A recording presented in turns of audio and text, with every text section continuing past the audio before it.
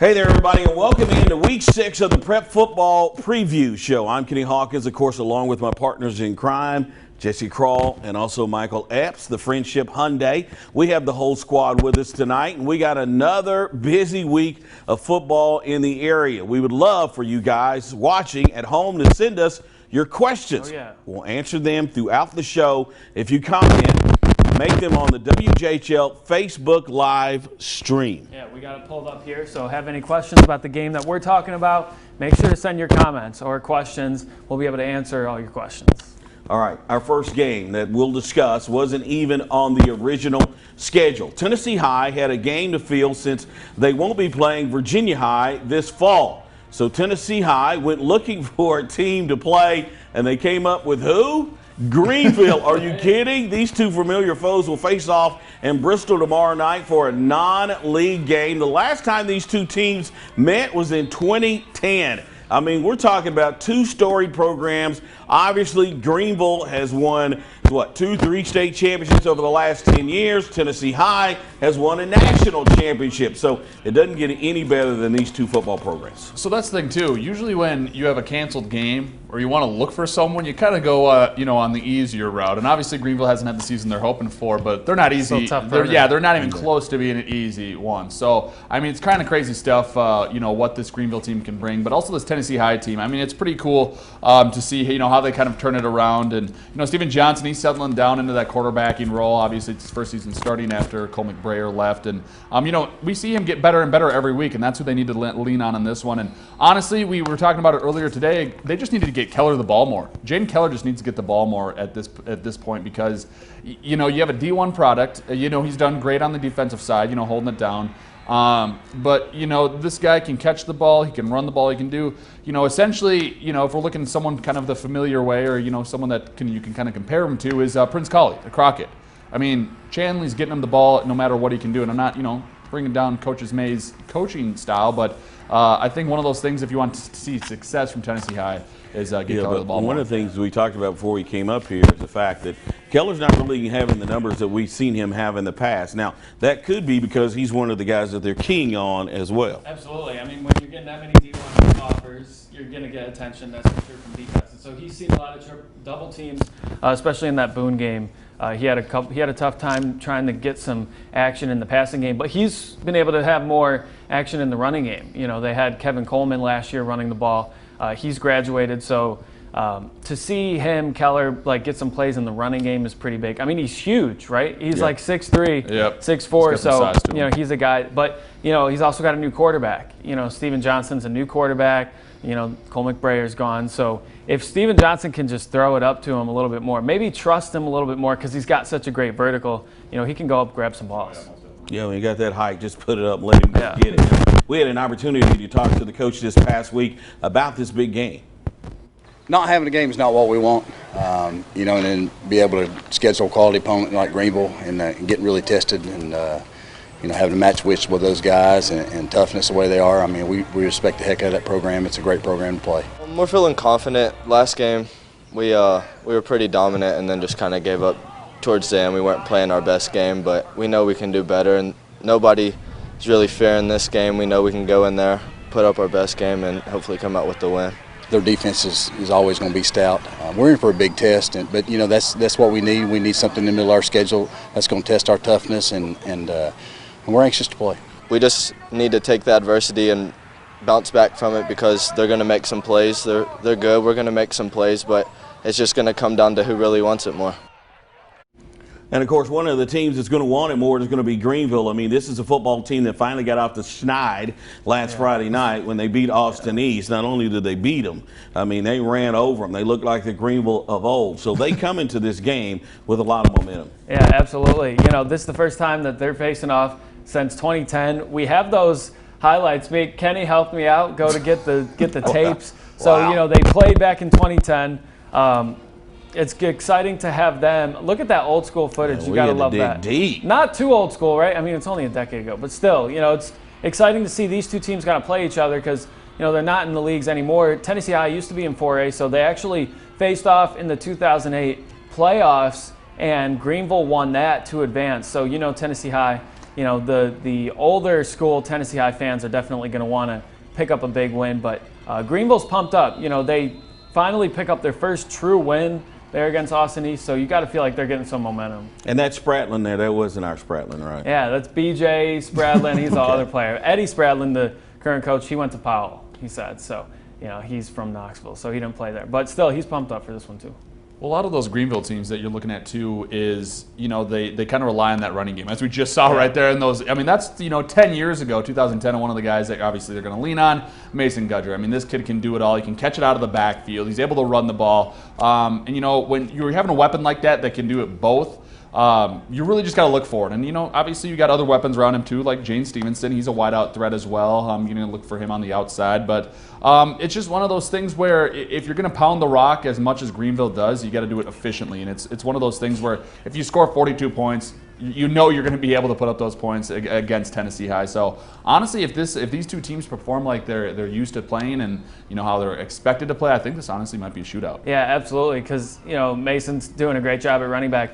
Drew Gregg has played a strong season, the whole season at quarterback. You know, even in those losses, he was really throwing the ball well, finding Jaden Stevenson and Nick Iezzi, two really big-time targets. And so they finally were able to break through last week. But, you know, this is an offense that's kind of clicking, has been clicking all season. It's just the defense. You know, they have some playmakers. Iezzi's great in the secondary, but the defensive line, they were saying, really has to, you know, hold up and, you know, get some pressure on the quarterback. Because, you know, if you let Steven Johnson have all day back there, he's going to be able to find his guys. He'll find Keller. So you can't give him that much time. The defense is trying to step up for them. Well, the defense has to be jacked because they held Austin East without any points this past week. This past week, we also had, speaking of this past week, we had a chance to talk to head coach Eddie Spratlin about this game.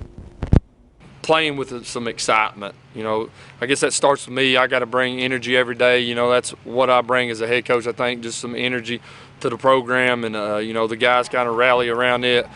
They played hard with excitement. They played with each other.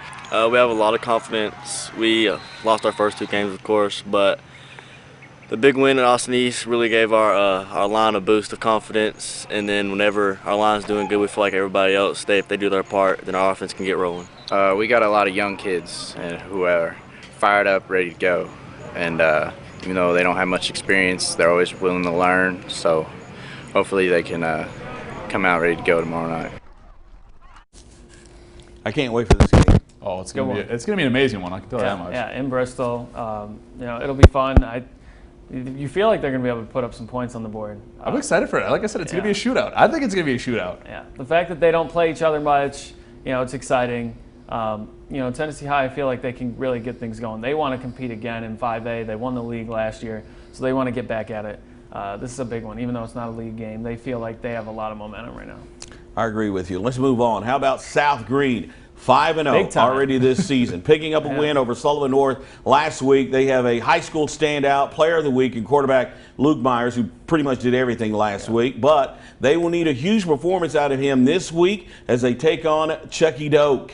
And as we know, South Green, and I've been talking about them all year, this is a team that's gritty and grimy, okay? They don't win pretty, all right? Not saying that, but they find a way to pull this game out. Well, I think the funny thing was, too, when I went to their practice this past week, I was talking to the head coach, Sean Jones, and he goes, a lot of people already wrote us off before the season started because they lost a lot of seniors. Yeah. You have a new quarterback coming in. I think their past quarterback is a 4-year starter, too. So he's actually the brother of our high school standout Myers. So it's kind of fun to see that interaction right there. But, they said they were written off. Some people thought they were going to go 4-6. This team's 5-0 right now. They already, surpassed those expectations. So if you haven't bought in to South Green, I think it's time to, because like you guys said, you got Luke Myers. Also, when I was at their practice, shout out to Jay Higgins. He's the field goal kicker. His teammates, the coaches say he's one of the best kickers in the area, so we have to give him a shout out there. I know field goal kickers, unless they miss them, they don't get love. That's right. So, shout out to Jay Higgins. I know you guys are watching. You guys always watch. You tell me on the sideline. So, shout out to him on the kicker. Yeah, Goskowski got a lot of love at Titan for a while the first game. Listen, one of the things we've always talked about with South Green, we talked about it all year, and have they gotten a handle on this, and that's turnovers. Yeah, it's pretty brutal that in those first couple of games, they were turning the ball over a ton, and they were a little bit better last week. But, Luke Myers, he told it to both of us. We each went out there, and he was just saying, we got to take care of the ball. He's been fumbling a few snaps. They're trying to get some chemistry with the offensive line because they lost a ton of seniors from last year's team. I mean, they went 8-0 to start the season last year, great senior class. And to see them bounce back and get to this 5-0 start is pretty impressive considering all the guys they lost. I mean, they're getting like votes in the state, poll here in AP for top 10. They're not in the top 10. Hampton's getting a few more votes than them right now. So that's like a big-time battle, Hampton and South Green right now. All 5 seniors they lost on the offensive line. Yeah. All 5 seniors. Wow. They have no one returning from the impressive. offensive line, so they're able to be 5-0. That's incredible. So you can't blame Luke Myers for just trying to run around, right? Yeah. He might not have a ton of time to drop back. I mean, he does have a good arm, so, he can throw. He's got wideouts, Preston Bailey, Chandler Fillers, who he was saying were both basketball players who, have started to play football now, so they're still trying to build the chemistry, but those guys can play. And they're just trying to figure out a good offense, but it's rolling. They haven't needed to do too much right now. And we pretty much lived at South Green this week. I mean, Yeah. I loved it. Great First of all, Gotta give them some love. We had him as our high school standout, and then of course we had Luke as our player of the week on Wednesday. So we had a chance to talk to their head coach about this game and about the fact that this is a big game. It won't be sold out because of COVID, but there'll still be a good crowd there. They're going to be big. They're huge up front, kind of like we were last year. They got a great quarterback that's been looked at to go to college, and also a running back with Mervin looking to go to college. When we feel if we're in the game with them in the fourth quarter, then we'll have a shot to beat them. But it's going to be an uphill battle. It's going to be the best team we played all year. We just got to watch Palazzo. He's running more this year, so we got to watch him a lot this year. We just got to get everybody involved, get teammates involved, get the ball in people's hands, and let them make plays with it. So it's a county game. Usually who wins this game, we've already played West Green and beat them. We'll win what we call the County Cup around here. So it's a big game for the communities. And with the COVID going on, not having as many people in the stands, it's going to be big here at South Green. Last week it was the milk jug, and now this is the county cup. All right. So they're always playing for something down that way. Yeah. And they're taking on a Chucky Doak team, and we've also had their praises this year as well. They've only got one loss, but, folks, that was against Knoxville Catholic, who obviously will play Science Hill on Friday. This is a team that knows how to throw the football, and they have a veteran quarterback. We got Matt Palazzo. I mean, the kid can run it, pass it, do everything. And, Evan Mervin, too. He's right behind him in the backfield as well, running the ball. And they got plenty of seniors. So they kind of flip-flop a little bit. South Green had those seniors last year, but now Chucky Doak has that senior leadership as well. So they got a lot of guys, too, that play both sides of the ball. And I think if South Green is going to capitalize on something, it's going to be able to, get these Chucky Doak Raiders to, get a little slowed down after they're taking a couple hits on defense. Yeah, we mentioned it last week how, this was going to be a great matchup if both teams could take care of business last week. And then, South Green beat Sullivan North, and then Chucky Doak won big over North Green, 68-12. I mean, big-time performance. You could just kind of see that Palazzo was just comfortable out there. I mean, and I don't know if he started as a sophomore, but obviously he was great last year. So now he's comfortable. The game has really slowed down for him. Oh, yeah. They have a good offensive line for him. And Mervin, he's a guy that's racking up yards. Yeah. So they have a team that's kind of clicking. No, I'm pretty sure he was there then as a sophomore. And Black Knights, not Raiders, but thanks. Oh, for my the, gosh. Thanks for the reference there on the Raiders, though. But anyway. I'm all over the place Black right now. Knights. But let me ask you guys, how much of it plays in the fact that it's going to be played at South Green? Does that matter? Or are you playing a parking lot? Or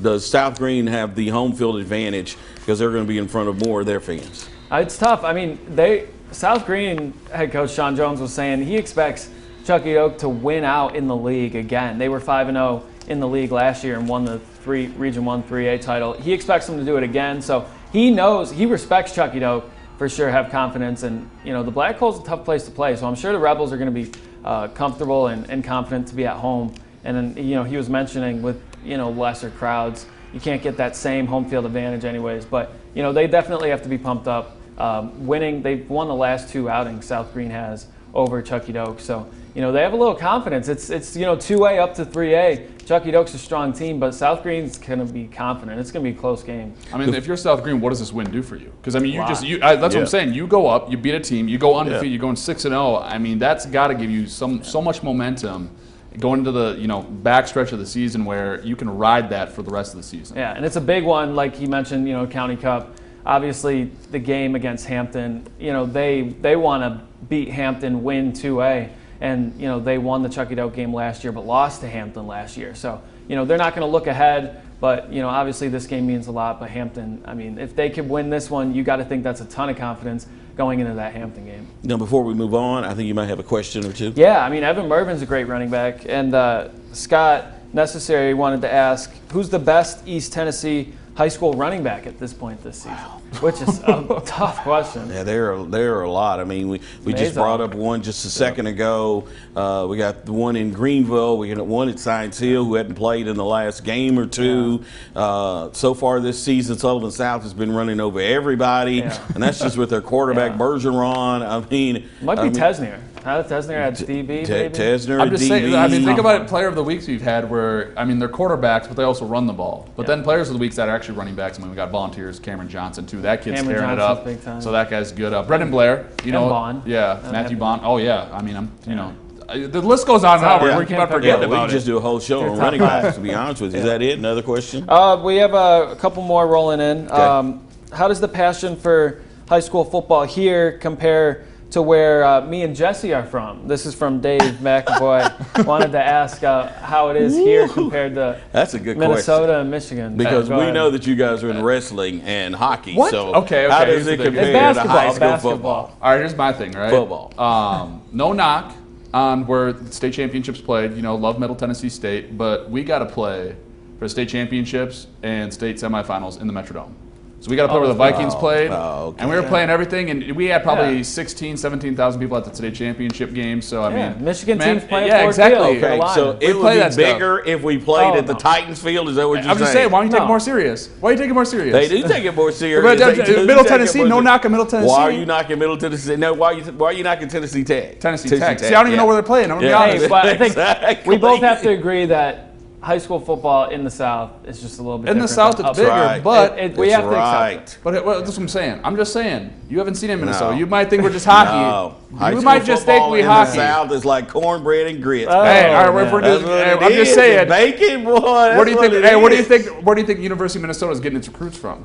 Roll the boat, baby. Minnesota top 10 team. They're getting from Minnesota, landed 10,000 lakes. Let's go. Corn-fed boys. Wow. That's what I'm talking about. Good question. That was a good question. Thanks, Dave. For this next game, it's worth noting both teams pitched impressive shutouts last week in some important league games. Sullivan South left Central scoreless 38-0 at the Cougars' Den. Volunteer won the Battle of Hawkins County 16-0 at home against Cherokee. They face off tomorrow night in Churchill. Once again, Volunteer is at home. I think we might have sold Sullivan South a little short last week against Sullivan Central. They came out and rolled over the Cougars. Well, we had to hype up Central. Oh, I mean, it's a special season for them. Historic. And they're still a great team. I mean, Sullivan South is, you know, they're top 10 in the state in Class 4A for a reason. And they have so many guys and so much confidence coming back from last season that, you know, we knew they were going to be good, but to see them be this good is kind of impressive. 16 points they've given up through 4 games. Wow. Think about that for a second. All 16 season. points through 4 games. When, you know, you stick to the cliche defense wins championships, they're doing it right now. They're winning games with their defense. And I mean, obviously, you brought up Ethan Bergeron, excuse me. Yeah. You know, he's got the legs, and he's pretty big too. You know, he probably could start on the offensive line if they wanted him to. You know, he's able to throw the ball, able to run the ball. So, you know, you got Lance Pollock and Elijah Jennings too, who are also weapons on this squad. So, like you said, they're deep. I mean, this team is deep, whether it's on the offensive side or the defensive side. Yeah, I mean, Bergeron getting 100 rushing yards is just easy for him at this point. And, you know, he threw that TD to Lance Pollock there in that game. So it was tough. You know, they just got out to that quick lead. They scored 2 touchdowns before Central could even grab the ball. Yep. And so when you put them in a hole like that, it's tough. But that's what South will do to you. And then when you have a team that can eat clock like that, it's brutal. One thing that we have noticed, and I noticed in that video just a moment ago, Sullivan Central turned the ball over early. That's something you can't do against South. Remember when they played against Cherokee, they jumped on them early. I mean, basically the game was over with by the first quarter. So that's something that Volunteer will have to keep in mind. They need to figure out a way to get this game into the second half if they're going to have a chance to win. Yeah, they had 200 more total yards than Central did. So, you know, they're rolling. They have a lot of confidence. When we talked to them earlier this year, they were like, hey, you know, we feel like we can be a team to watch in 4A. I mean, Elizabethton's obviously got that top spot, but that'll be a very fascinating matchup later this year. And I think they're making that a Thursday game, Ooh, I like Thursday that. night. At least that could change, but That's the same week, obviously, as Dobbins, Bennett in the basketball. So what a week of football, right? And South, they want to make a statement. But you saw these highlights right here against North Green. I was at this game. It was 33 or 32, whatever it was, somewhere around that range, to nothing with 3 minutes left in the first quarter. Yeah. I mean, like you said, it's kind of like a snake. Once they get a grip on you and they see you struggling, they're just going to keep on clamping down, and they do it methodically. And they've got so many weapons, like I said, on the defensive and offensive side of the ball where, all right, let's say you move the ball slowly and you're able to, melt the clock. Then they're going to come back right away and score. And, that defense, if you don't, it's not a bend or break mentality. I mean, we haven't seen this defense get tested, honestly. Yeah, and I think, we talk about the players a lot. I don't think we've talked about Justin Hilton enough. I think he deserves a ton of credit in his 4th year at South and is really just stepping up, elevating this program. I don't know too much about how they were before he got there, but I know he's taken them to another level to the point where, can they contend for a state championship? Can they contend for at least a quarterfinal appearance? They won a playoff game last year, so they can do some interesting things. He's basically keeping the tradition rolling. I mean, Haney was there and obviously did a fantastic job, and then the coaches before him also at one time, Stacey Carter there a while back. So it's always been a tradition at South, and they continue. A snake, really. Marlon Perkins up here. I'm just saying, like, wow. Like a python, you get it wrapped around, or anaconda, whatever it is. Wow, okay. Here, let's talk about volunteer real quick. All right, because this was an emotional win, I thought, for Coach McMillan last week. We saw the shot at the end. I guess that was his little daughter. Yeah. Hugging there at the end. They win on the opening night of the new carpet, and they got another. They got another game on the new carpet. So can he and this Falcon team, which has gotten better since the first time we saw him against Crockett at the beginning of the year, pull off a stunner? Well, I mean, that's one of those things too, where you're going to have to lean on Cameron Johnson, like I mentioned before. But also, if they start stopping the run, then you're going to have to turn to, quarterback Garrison Barrett, and I think he's got the tools to be able to be successful in this game. He's a big kid too. He's got size, so you're going to, have 2 big quarterbacks in this one. But the kid has an arm. He can absolutely throw it, and obviously you can see Cameron Johnson right there. The kid's got breakaway speed. And, he's a senior too, so, he has those tools physically, but mentally too. He's doesn't want to turn over the rock. He doesn't want to put the ball on the turf. He doesn't. I say turf now because they're at home and used to be grass. That what I'm saying. There we go. So he doesn't want to put the ball on the turf. So I think if this team can just not turn the ball over, I think Volunteer does. I truly think Volunteer has a chance. Yeah, I mean Barrett to Andrew Salyers. He's the one that caught the touchdown in the second quarter last week. They have to turn it around, right? Because that's a super emotional win. You win the Hawkins County Super Bowl for the first time in, 12 meetings? Big, baby. And, McMillan gets the second straight win. Obviously great, but, and he's the kind of guy that will get this team into shape and turn them around quick. Hey, Monday morning, we're going, right? I mean, they got to turn around quick because, this is a big-time opponent. And, Cherokee is solid, but obviously Sullivan South's a different beast. So they got to turn around quick and get ready. I'm sure they have, and it'll be fun to see them at home again, and try to put up a pretty good performance. That Sullivan East win was big too. They're on back-to-back wins. These kids love McMillan too. Whenever I'm at those practices, I've been to a couple times. I mean, he doesn't mess around. He's funny. He's your kind of coach. I was going to say he's my kind of coach, man. I like having a good time, but I also don't like messing around. I like bringing the hammer. But, once in a while he'll joke with the players, mess with them and, be personal with them. He's a player's coach. That's what you want. So with Volunteer, when they've had the struggles in the past, when you're able to connect with the players and get on their level but also be successful, like I said, he's a great coach, and he's great for the program from what I've seen at the practices. Seniors have had 4 coaches in their 4 years. See, exactly, yeah. All right, let's move to our next game. The Dobbins Bennett Indians kept the train rolling last week with another victory, that being a league win over Hardin Valley. They certainly have to watch out because they face a Daniel Boone team that can certainly play up to its competition. We've seen that. The Indians are off to a 4-0 start this season. I don't know about this, guys. This is another tough game for Daniel Boone. Dobbins Bennett with over 30 seniors. I was looking at the numbers just the other day. They're averaging pretty much over 30 points a game. And so far this year, their defense has only given up 7 points in a game. Yeah, that was last week. I know. So and before that, it was 3. Exactly, right? So Zayden Whitson, obviously, he's the anchor of this offense. He might not put up gaudy numbers, 350 passing yards, 5 touchdowns or anything like that, but he holds it down, and, he's obviously got Tyler Tesner in the backfield with him.